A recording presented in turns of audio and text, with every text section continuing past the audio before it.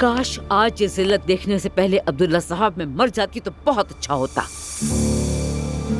मरियम, अल्लाह के वास्ते ऐसी बातें मत करो। अब्दुल्ला साहब, मैं कोई गलत बात नहीं कर रही। जब हमारे बच्चे पैदा हो जाएंगे तब तुम्हारी नाराजगी खत्म हो जाएगी।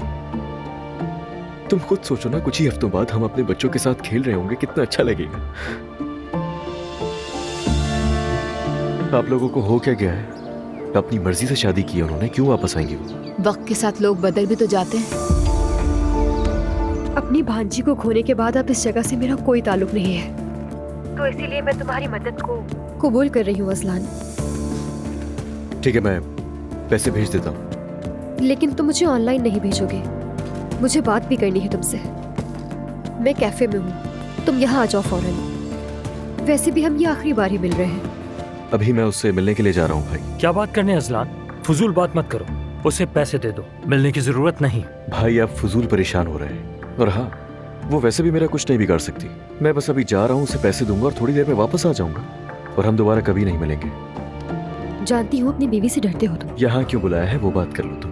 मैं बैरूने मुल्क जा रही हूँ, और यहाँ जो कुछ भी हुआ वो यादें भुलाना मुश्किल है, इसलिए क्या तुम एक बार गले लगा सकते हो मुझे?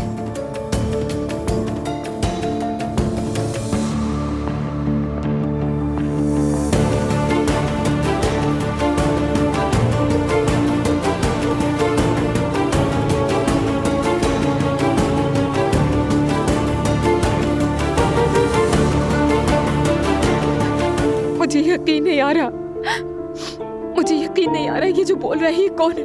कौन है ये? ये सिर्फ एक आम सा मर्द है, अपनी हवस के सामने हार जाने वाला मर्द है ये। और ये मुझे अपनी गंदी जुबान से जाने मन कहता है, मेरी जान मेरी जिंदगी कहता है।